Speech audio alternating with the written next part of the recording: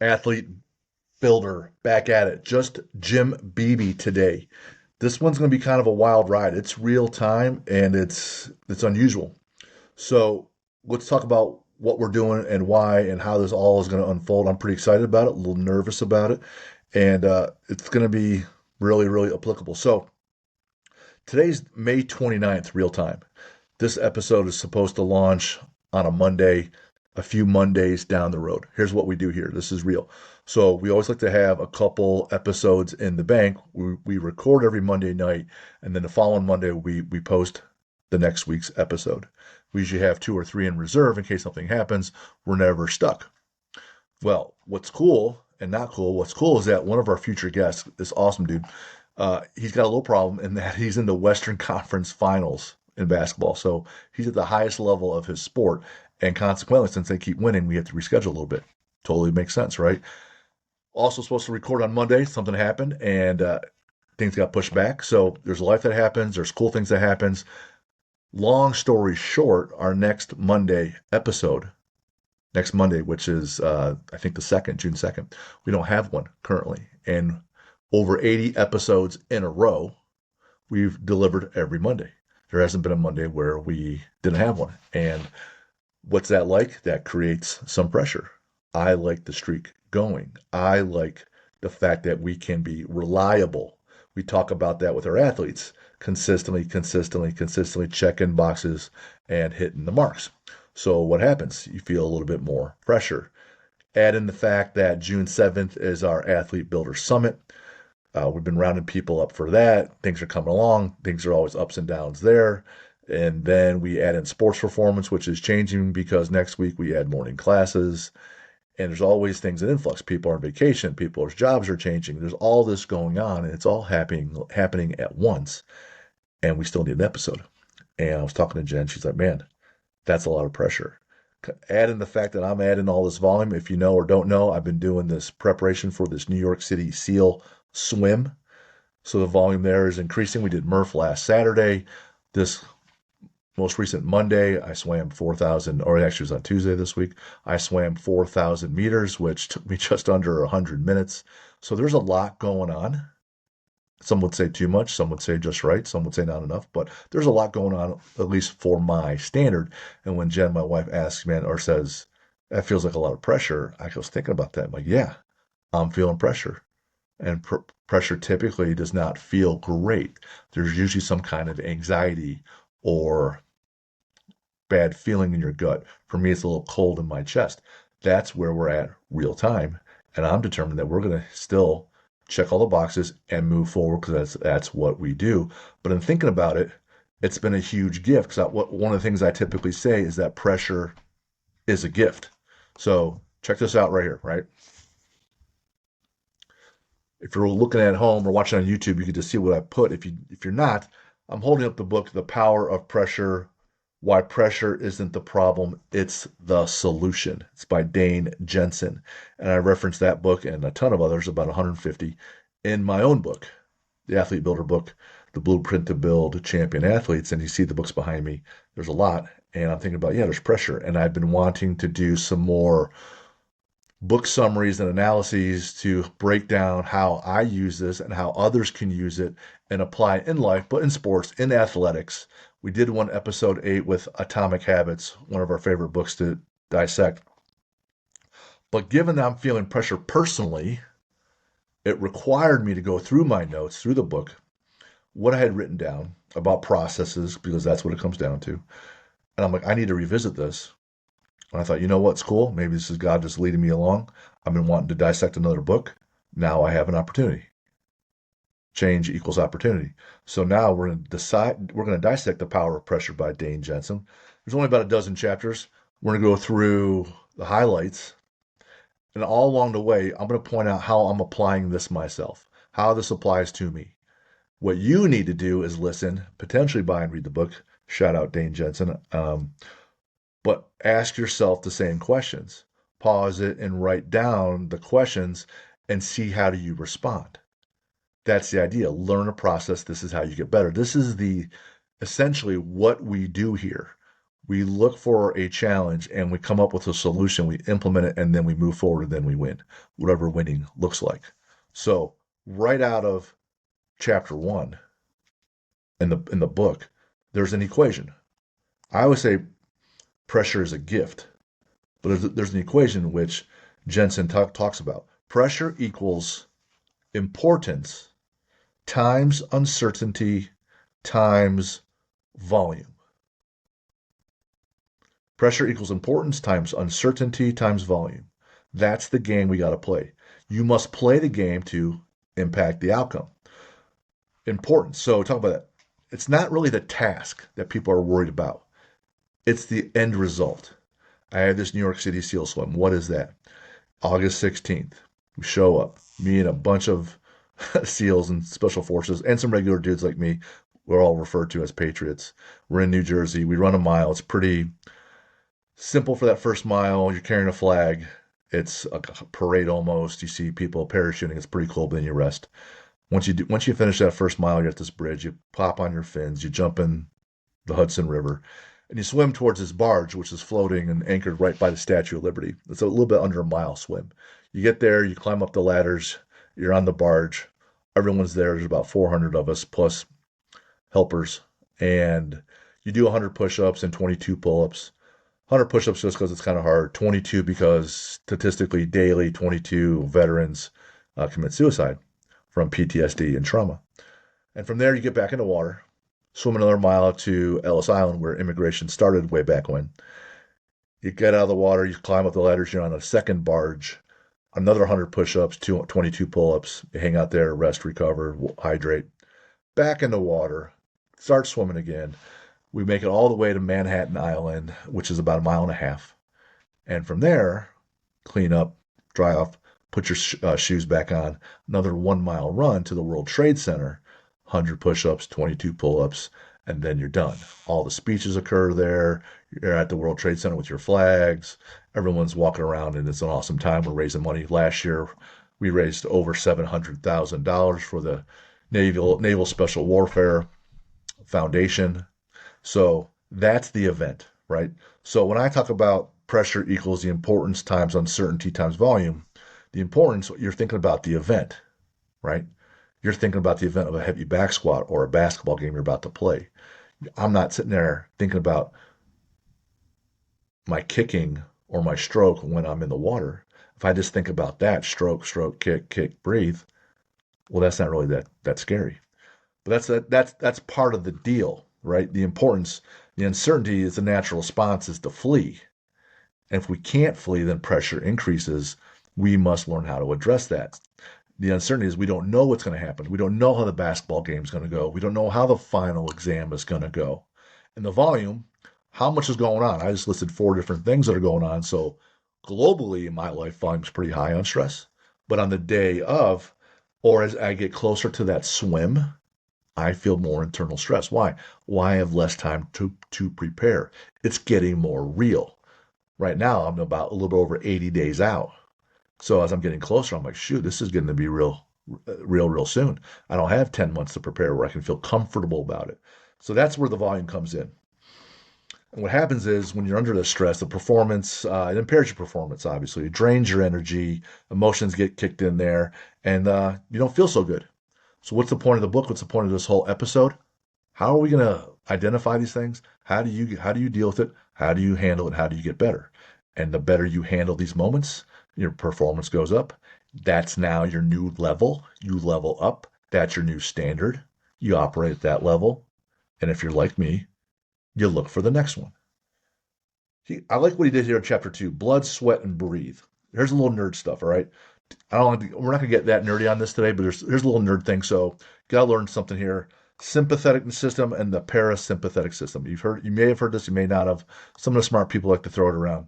You don't really need to know these words, but we're gonna teach you anyway. So sympathetic system. This revs the body up. It's adding gas on how you feel with your stress. It revs things up, right? You're getting more and more emotional. This is your natural response in your nervous system. If you're worried about final exams, you're getting into it, you're getting close, you get more and more nervous, right? You got a big meeting come up with the boss, you got the big game coming up. I had the big swim coming up. my nervous system recognizes that it's revving up. As you get closer to game day, it revs up even higher. The parasympathetic system is what pulls you back and calms you down and gets you back to neutral. When that pendulum swings really far to the sympathetic system, the parasympathetic system pulls you back to neutral so you can recover. If you're anything like me, after I finish final exams, what I tell people is I just go back and sit in my room at the fraternity and I just sit in the couch and I just stare at the wall. I've been going nonstop, learn, or relearn, or practice, then you go spit out all the information. You're so wrecked, I would just go back and sit on the couch. What's that like in real life?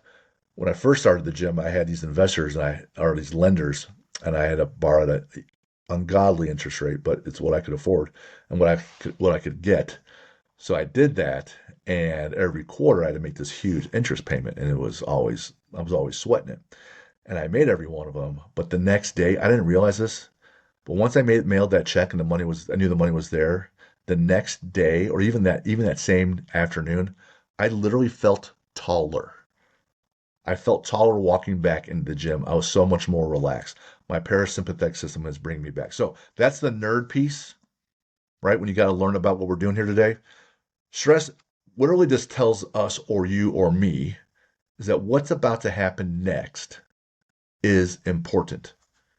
If you listen to Diggs, last week's episode, he just says, let's just reframe stress. Let's call it, hey, I'm excited. But really, it just tells you what's happening next is important. All right. So for this entire episode, if you want the Cliff Notes version, here's what it's going to boil down to. We get tunnel vision, so look around and hone in on the absolute priority. That's being one of the tools for handling stress. Long term, pull yourself out and take in more data. What does that mean? Well, when we had Jeff Saturday on, I asked him, how do you handle stress on big games? He goes, I just work so much more during the week that I didn't feel the stress on big games. That's right from Jeff Saturday, future Hall of Fame center for the Indianapolis Colts. So here in the book it says just pull yourself out and take in more data. That means work more, learn more so that you're better prepared. And then last piece, view it as a positive and as a challenge and a good thing. So you just simply reframe it. So you want to turn the whole thing off. And if you can execute those three things really, really well, you're probably good to go. If you want to keep going and get a little deeper and get a little bit better, just hang on. We'll get there. All right. So it talks about, and we're moving right along. Chapter 3, we talked about the equation. Let's talk about that. There's two components to it. Remember, there's importance times uncertainty times volume. There's the long haul. How do you handle the stress long term with your everyday life? And then there's peak moments, short term, today, next hour, in this game, the next play. We're going to break down long term first, and then we'll break down short term right there in the peak moments. Here's how you handle it. Here's what you do. Write these things down, apply it to yourself, adjust, get better. So, long haul, connect with why it matters. That's how you handle the importance piece. The uncertainty, how do you handle that? We're going to embrace the inevitable uncertainty. We're going to look for uncertainty. We're going to make up uncertainty so we can prepare for that. And then the volume. He simply wrote, consciously fuel and recover. How do you handle the stress? Keep doing what you're doing, eat right, and sleep. Okay? So let's talk about this. Long haul.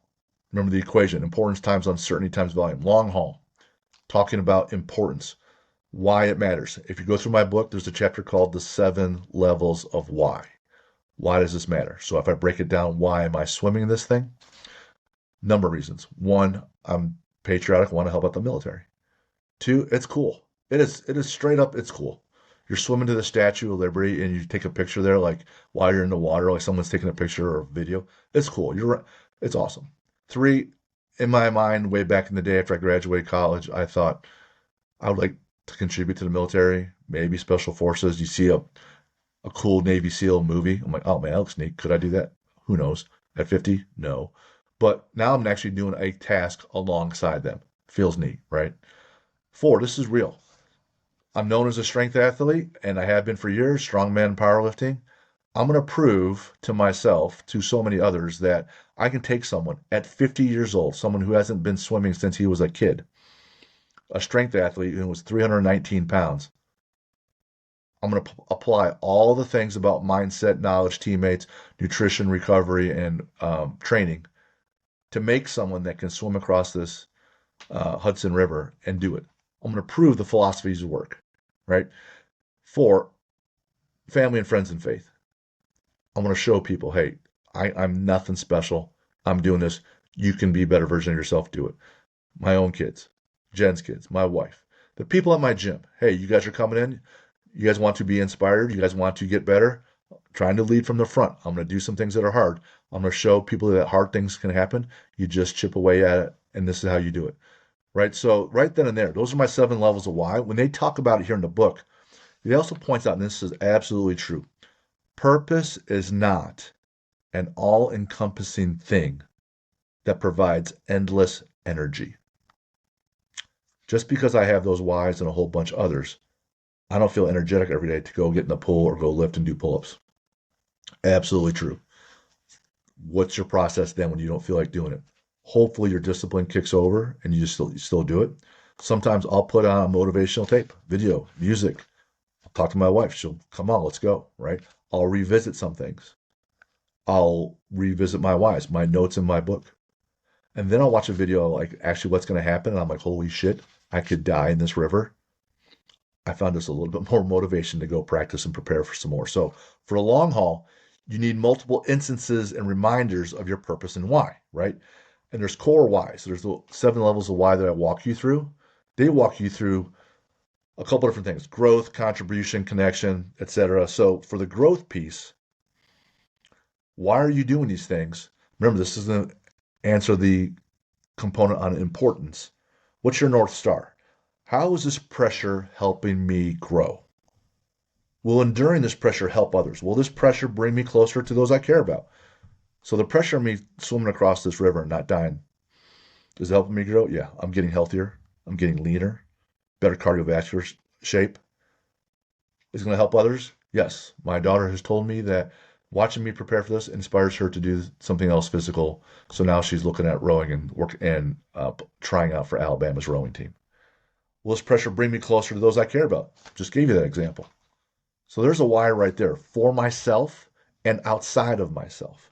What's my vision? So what will it look like in 6 months from now if I have risen to this challenge?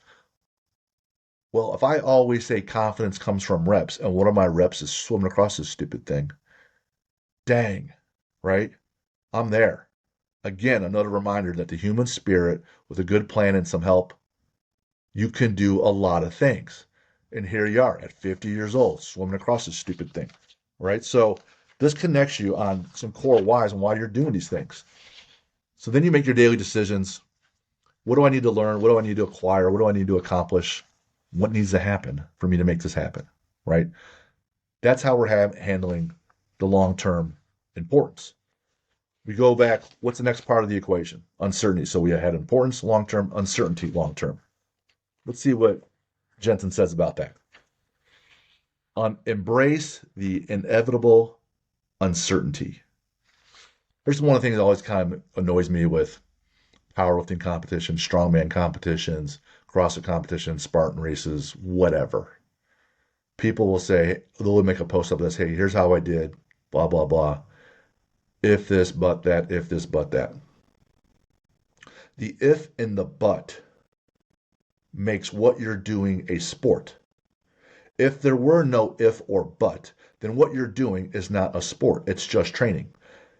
If I were rested, I could have squatted 500. I wasn't rested, so I squatted 450. Okay. If the ball were wet, I couldn't catch it as well. The ball's not wet, it's drier, I caught it better. Well, the ball's still wet, we're still playing the game. There's uncertainty, right? There's wind during the game. There's heat. If there were no pressure, I could have made the free throw. If I were sitting there shooting them by myself, I could make the free throw. But there was pressure. There is uncertainty. You don't know what's going to happen, how you're going to feel. That's what makes it a sport. That's what we're looking to do. That's what makes it fun. If it were the exact same thing every time, well, why bother, right? So you have to embrace that uncertainty. You accept it. The future is unknown and unknowable, and that's what we want. And the other thing, you got to believe you're going to be fine. At the end of the day, you are enough. So there's some uncertainty. You prepare for it as best you can. You take your shot. Maybe you hit it out of the park, maybe you don't, but you took your shot. Remember the man in the arena? It matters that you are the one that's out there struggling and trying and doing the things. The whole thing, even if I don't even make it to game day on August 16th, I'm still way, way better. Like on Monday, I swam 4,000 meters. It's just under 100 minutes. Like I'm way better.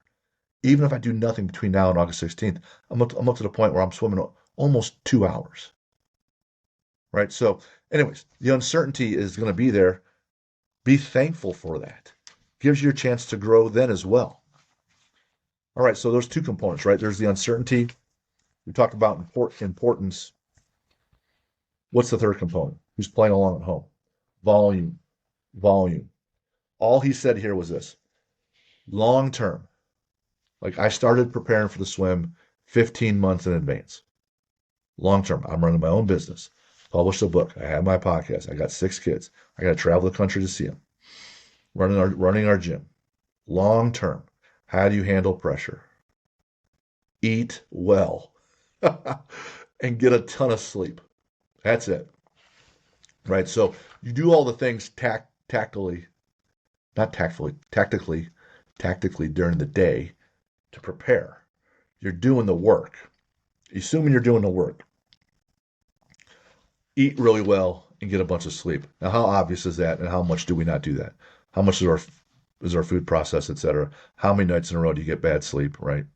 But long-term to handle stress, statistically, empirically, eat well and get a lot of sleep. All right, pretty easy. That I wasn't really that wowed by that piece, but sadly, it's still absolutely true. Short term, here's what people really want to learn about because they're worried about how do you get there in a moment. It's not that fun to understand and realize that it's a ton of work leading up to it. The more of a ton of work you do, the better. And that's really the big indicator that you're going to feel well on game day. So if you can do that, then everything else really falls into place. Here's an example about doing a ton of work. Mentioned my daughter. She's not going to like this part, especially if she listens to it, but it's true. She's taken an AP chemistry exam several years ago when she's in college, or high school, about 4 years ago. My daughter, she's bright, right? But it wasn't that she was just like, oh, she's born that way. No, she worked, right? She's smart, but she worked. And she's taking this chemistry exam this next day. It's the night before, and I'm hanging out with her. I go, hey, are you worried about this exam? I don't see you studying. She goes, oh, no, I'm good. Really? How do you know? Well, my teacher, Mr. Craig, he gave us a practice exam, and I did okay there. And he said, for anyone else that wants to prepare, here are the last 20 years of exams, and work through some of these questions, and you'll be familiar with it and how they word things, and then you should be prepared on game day. I go, okay, so how many did you do? She goes, oh, what do you mean? I did all 20. All 20. The opposite of me in college, right? She goes, I just did all 20 exams, so I knew I was prepared. I don't have to worry anymore. All the anxiety is gone. I couldn't manufacture anxiety if I wanted to, she said, because, and she walks into the exam and she smashes it because she totally over prepared. So the real answer, how to handle pressure, that's it. All right, let's say you haven't done it, or even if you did on game day, how do you handle the importance times uncertainty times volume? All right, so let's look at importance. We know why it's important. You have your whys, why the growth, your own personal whys, how it impacts others. If you want to bring down the anxiety on game day, what's the opposite? Why is this not important? Ask yourself, what is not at stake? This is for those peak moments. The brain is orienting itself to what's at stake. Ask yourself what's not at stake. And here's the key. Once you answer that, refocus. Refocus. So I signed up for this swim. What's not at stake? If I don't finish it, Jesus is still going to love me. My wife's still going to love me. And my kids are still going to love me. Everybody's going to be disappointed, but I'm still loved. I'm not going to be abandoned. I'm going to be just fine. Sun rises the next day. I will have gainful employment. I can still show up at the gym and coach people and get people better. I'm healthier, right? So it's not like I say, at least I have my health. Now I'm now actually healthier. and I'm still alive, right? What's not at stake? Well, your ego could be hurt, I guess, if I let it. But if I don't qualify, even though I busted my ass to do it and I don't qualify, but I still did all the things and I just got beat, sometimes you just get beat. So if it's, let's say I just raise the money because there's a $2,000 minimum. I raise $2,000. I don't get to go. All right. There's $2,000 that's going to these families where they've lost someone in the line of duty to help support them. The end result is whether I swim it or not, they're going to raise money and those families are going to be impacted. And if I didn't want to do it, I could raise money and give it to them and still make an impact. Life goes on next day. This is on the 16th. On the 17th, that Sunday, you get up, go to church. On Monday, you start your workday again. Boom. Life continues. So you ask yourself, what are your anchors? Is it your faith, family, close friends, health, life the next day? Like you should have answers to those things. Hold the important thing that will not change front and center in your mind. Okay? This is what he wrote. So this is right out of the book. Hold the important thing that will not change front and center in your mind. This is on game day, right? This is not going to change. I'm going to jump into the water. The water's going to be there. It's going to push me one way or the other with the current. Hold the important thing that will not change front and center in your mind. I'm going to jump in the water. The water will not change. Then step into the moment. You step off the bridge and plunge into the water. You step into the moment and then let it rip. You're there. I'm there. I prepared as best I could. Now you're in the moment. What other option do you have? You step into the moment and let it rip. That goes right into what is your next step? Take direct action, right? Importance times uncertainty times volume. Take direct action. This is in the moment. Uncertainty is at its peak. I'm going to jump in the water. What's going to happen? How cold is that going to feel? Breathe. Breathe. All right. What is my job? Find a target of what I'm swimming towards. Look for a target. Look for a reference point on the side I'm going to be breathing. I breathe on my left side mostly. Find reference point on my left.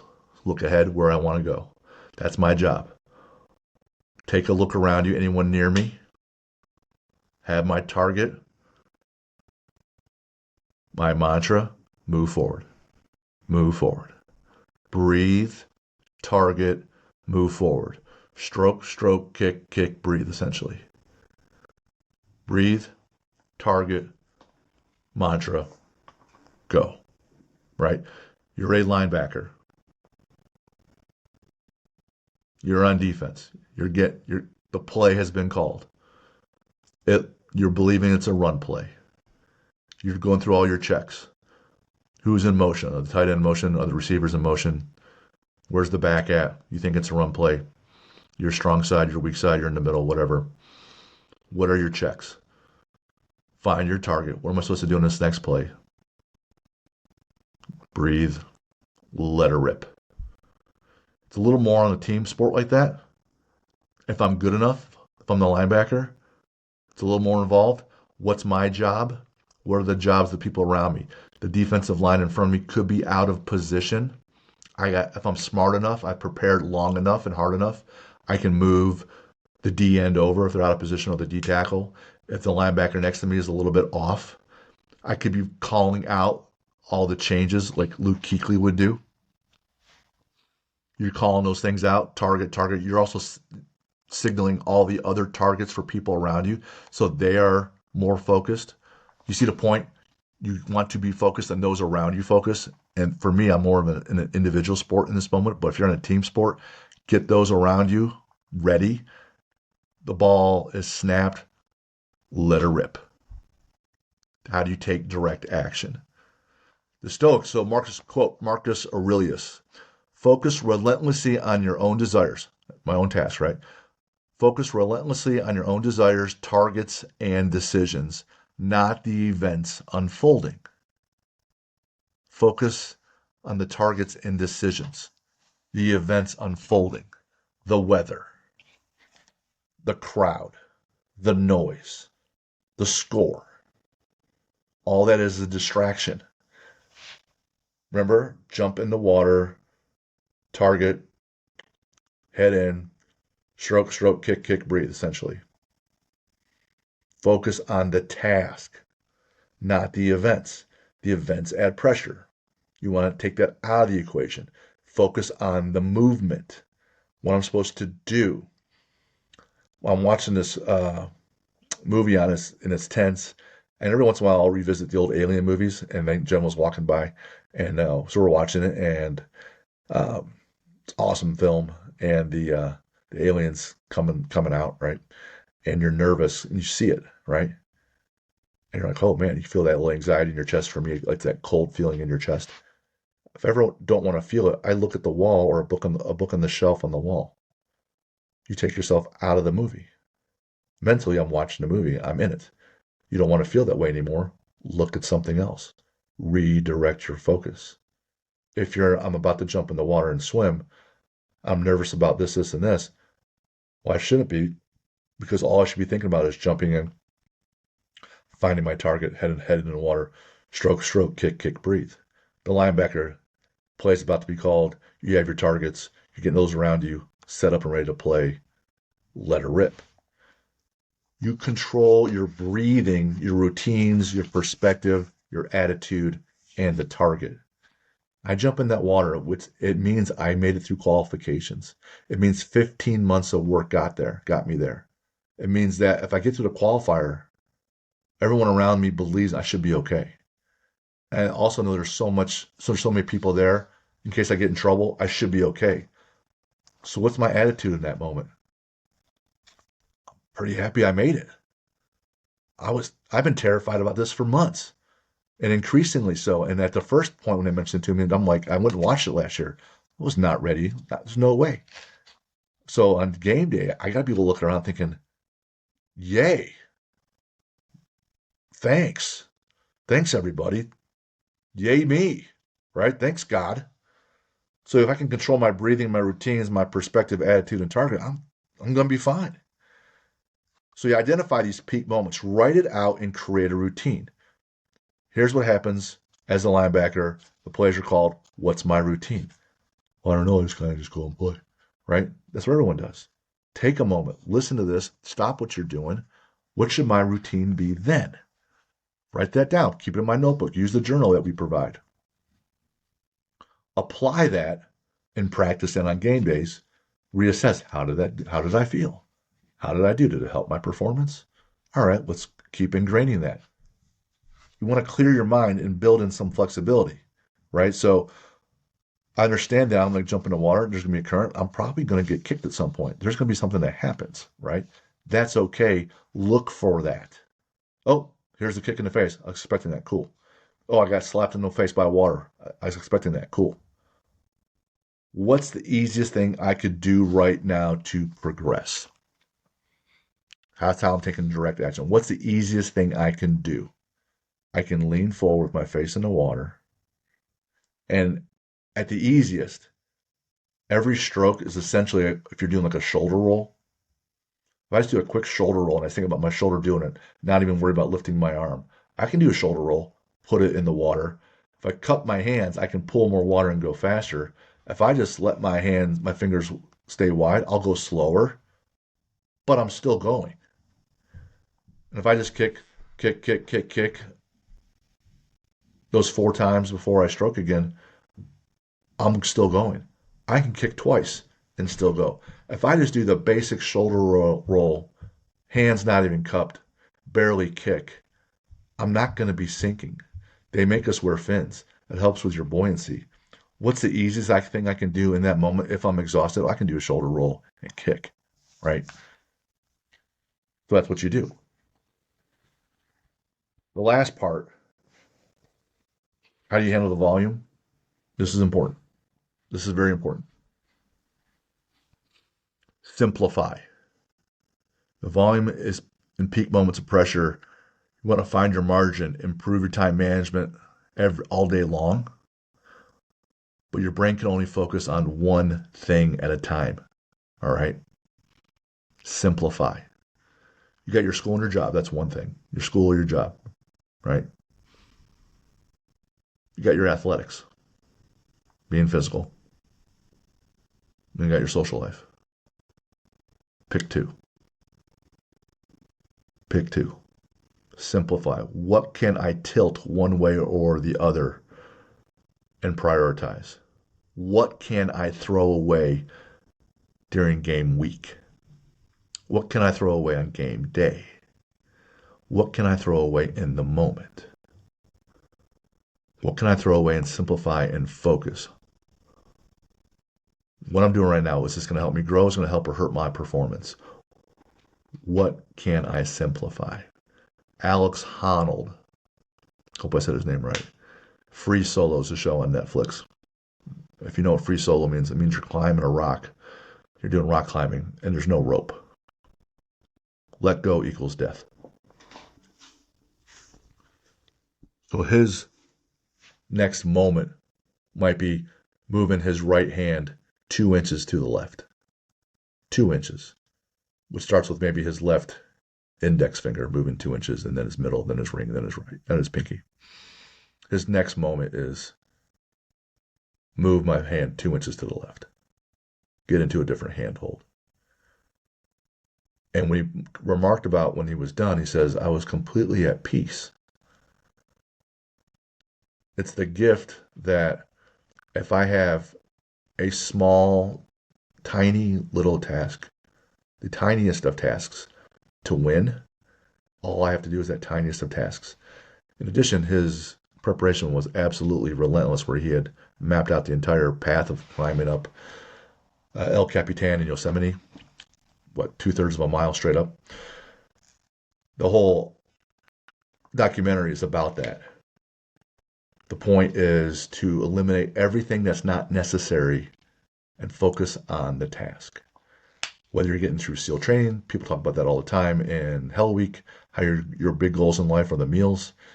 You get up, step number 1, get up on time. Step 2, make your bed. Step 3, get your clothes on, get in formation, be at your workout on time. 3 big wins.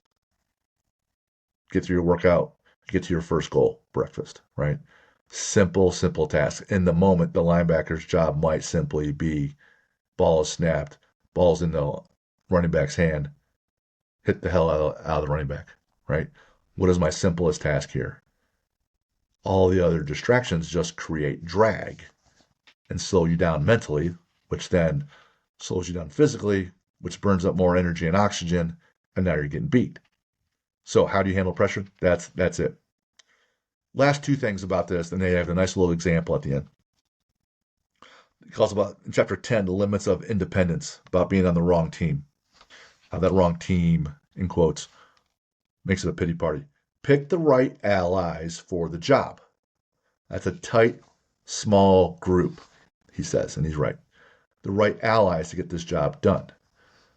Recruit from inside the arena. Well, I already know about a half dozen folks that have done the swim in the past. I recruit them. I ask them questions. I ask them about game day. I ask them about the whole experience. I ask them about their preparation. I recruit inside the arena. There's 6 people that I know, just 6. And then you guys set the terms. If you guys are training together, hey, if you're training together for this deal and you're on my swim team, you're my swim buddy, one of the terms has to be you show up on time at all the sessions, right? So if you're doing something hard, and hopefully you are every once in a while, pick your allies and set the terms. Pick the right people and then let it rip. Pressure, and then the last piece, pressure, tension, and preparation. Prepare, right? This quote is, I'm probably going to butcher this, ancient philosopher, Greek philosopher, Archilochus. We don't rise to the level of our expectations. We fall to the level of our training. Military groups say that. Sports teams say that. That's true, right? So again, it all comes back to the long-term deal, the over-preparation. That's how you handle pressure long-term and short-term. So what they do is awesome in the book. Jensen, he has this, there's a little graph, this little sheet right here, right? And you should get the book and says it. So what do you need to do? You take this little graph and there's 5 different columns. Column 1, connect with the importance. You ask yourself, what is at stake? So I just went through and answered all these questions really quickly as a quick example. So on game day, I can sit there and just pull the sheet out, go through it, calm myself down because I have a process here. I have my notes here because I prepared in advance. Connect with the importance. What's at stake? Well, death is at stake. But is it really? If I got through the qualifier, is death as at stake? No, not really, not as much. Also, there's so many people there to save my life. All right, okay. So death, no, I don't know. Is my ego at stake? Sure, if I let it. It could simply just be a swing and a miss. That's what's at stake. Why do these things matter to me? That's the next question under importance. You know what? Like I said, I'd be able to work out and compete with the SEAL community, um, leading my family and friends, people at my gym, the public proof that what I say and what we all do together works, doing it for my country, raise money. And you know what? It's just cool. So that's why it's important. This is what, hey, so on game day, hey man, this is just cool. This is why I'm doing it. Prepare for activation. Column 2. How is your body going to feel under pressure? Well, I usually feel jittery when I'm under pressure. What's that feel like? I get this cold feeling in my chest. What's that also feel like? I'm gonna have to run to the bathroom, so I'm probably feeling like I have to shit my pants, right? But you do that 3 or 4 times in the morning, you're good to go. Um, how will you manage the discomfort? Number 1, I'm gonna be thankful that I'm there. Be thankful that I have friends that are there doing it with me. My wife is there. Be thankful for the moment. I'm be proud, right? And then breathe. In through your nose, 4 seconds. Hold for 4. Out through your nose, out through your mouth for 4 seconds. Hold for 4. Calm down. Next, build certainty. Because remember, we talked about uncertainty. Build certainty. What is your average? What can you count on? On average, I can go slow and steady. Do I need to red line and go really fast and beat people? No. I can go slow and steady. I know I can do that. So then he says, what is your serve? What can you directly control in the moment? Stroke, stroke, kick, kick, breathe. Right? I can just plod along. I know that we just did Murph last Saturday. I wanted a pain reference point. I felt like I kind of redlined early because it's totally different than swimming, the running, push-ups, pull-ups, and air squats. And I know at the end, when I was exhausted, I could still do a pull-up at a time, hop off the bar for 5 seconds, 3 seconds, do another pull-up, do another pull-up, and I still was able to crank out sets of 20. So when I'm crushed, I can still do that, get through those reps, and I can plod along. So, hey, at my worst, what can I count on to do that? Then I know I can do that. So that's the level of my training. That's what I will default to. At my worst, I know I can do that, and that's what I do. That creates some comfort. Hold importance in perspective. Column 4. What's not at stake, right? What won't change based on regardless of the outcome. Jesus is still going to love me.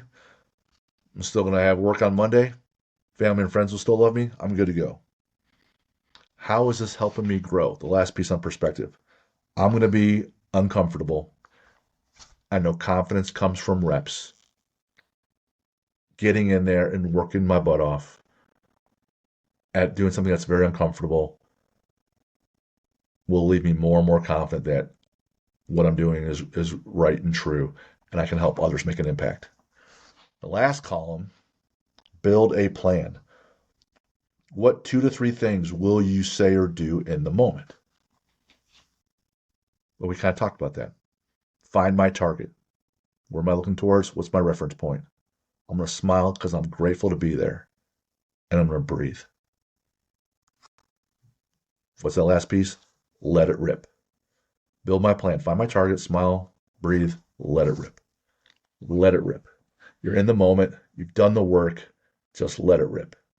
That's why this whole turn of events this week ended up being a gift and it being tough. I'm like, shoot, man, we're behind on our uh, episodes. we were caught up, and then a number of things happened. Now we're week to week, and we have nothing for Monday. Shoot, Summit's coming up. I got to be in St. Louis this weekend to help this other lady with her gym because they're running a combine for the U.S. bobsled team. Sports performance starts next week. Dang, I got all this swimming going on. Pressure. And I was comforted in the fact that, you know what, I outlined the whole book and use all the notes on pressure. Let's use this moment and get better. Let's use this moment and turn it around and execute and take our swing and move forward. Scheduled it out, booked it, hit record. Here we are. It's game day right now. Just let it rip and go. So hopefully you guys found this helpful. I get a lot of questions about pressure, usually face to face. That's why I wanted to put this out there as well. Keep sending in your emails. info@athlete-builder.com. Check us out. Hopefully you're getting the 2-minute drill newsletter. Be looking around. Keep sending us more messages. We want to help. We want to make an impact. So that's our message for the week. Have a good one. See ya.